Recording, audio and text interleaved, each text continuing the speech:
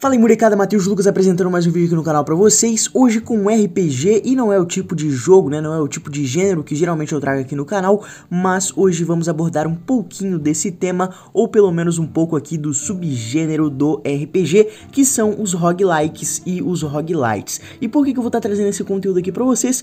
Porque há um tempo atrás eu trouxe aí pra vocês aí um vídeo de Soul Knight, e nesse vídeo eu, trouxe de uma forma bem simplificada a respeito do RPG, falei muito pouco sobre esse subgênero e do gênero em si, então eu acho que merecia sim um pouco mais de explicação da minha parte aqui pra vocês. Então tô trazendo essa informação bem bacana aqui no canal e eu espero que vocês gostem, conto com o apoio de vocês pra deixar o likezão. Se não é inscrito ainda, se inscreve no canal e comenta aí embaixo depois o que você achou do vídeo. Então vamos nessa. Bom, vamos voltar aqui em 1980, quando surgiu o Rogue, sim, esse jogo aí que inspirou o roguelike e também o roguelite. Esse game ele era focado em fantasia e muito inspirado por Dungeons and Dragons. Nele você explorava as masmorras em busca de determinados itens e era basicamente ali uma sobrevivência insana. Esse jogo ele tinha alguns termos, né, algumas regras que você seguia, que era bem bacana, e justamente essas regras influenciaram para que surgisse então o gênero roguelike e também posteriormente o roguelite. Então vamos lá, né? Vamos falar aqui a respeito das principais características do Rogue original, né? Desse primeiro jogo de 1980. A primeira delas é que o jogo ele era baseado em turnos, ou seja, se o player não executava nenhuma ação, os inimigos também. Ou seja, começava a fase, se você não executasse nenhum movimento, os seus inimigos também não iriam lhe atacar. A segunda coisa é que o jogo ele precisava ter mapas, né?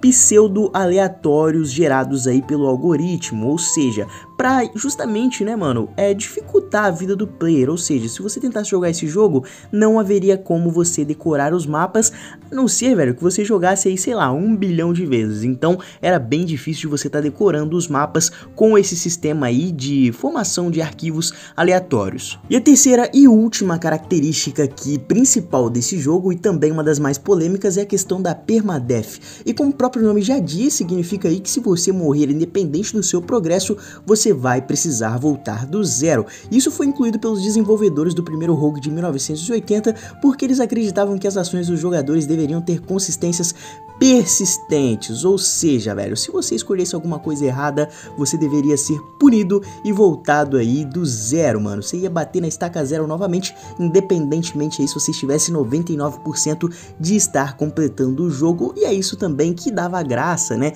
Era o legal do jogo, realmente ele suar as mãos na hora de fazer aquela gameplay. Então essas são as principais características aí do primeiro Rogue, né, o Rogue original, mas a gente precisa falar agora o que define realmente o subgênero roguelike, porque isso foi definido em uma conferência internacional em Berlim e, cara, é um pouco complicado, então vamos lá, né? Primeiro, o jogo ele precisa ter single player, ou seja, uma pessoa só, não tem como você jogar multiplayer. Ele precisa também de geração procedural, ou seja, aquele algoritmo, lembra que eu falei, para ir criando os arquivos à medida que você avança. Ele precisa também ter a permadeath, a morte permanente, caso você acabe perdendo, e ser baseado em turnos, ou seja, o jogo ele é meio que dividido. Acho que você pode chamar de fase, né, pra, sei lá, facilitar aí pra vocês. O jogo também precisa de ser bem complexo e você precisa também de ter aí gerenciamento de recursos, ou seja, os recursos são escassos e você precisa saber ali quais combinações usar, não desperdiçar os recursos e etc. Além de ser aí você contra o mundo, ou seja, você contra o mundo sempre para ser aí realmente um roguelike. E além disso tem mais, calma lá, as regras que se aplicam ao player também vão ser aplicadas ao monstro, além de ter aí um desafio tático necessário. Se não houver desafio tático, também não é considerado um roguelike.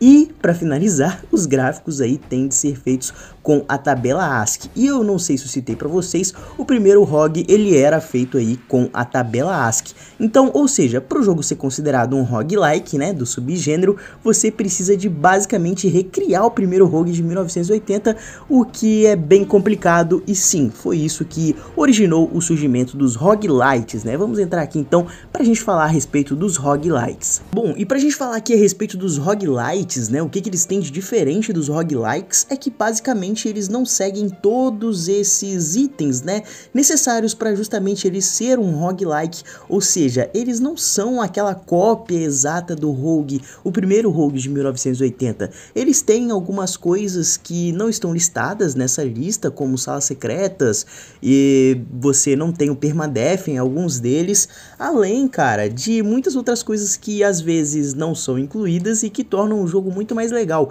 Então, às vezes um jogo roguelite, né, que tem esse nome de light, justamente de leve, né, um jogo mais fácil, acaba sendo até mais legal do que um roguelike original. Não tirando o mérito também do roguelike, mas eu acho que depois deles colocarem tantas regras para que um jogo se encaixe nesse subgênero, acaba não sendo tão bacana assim.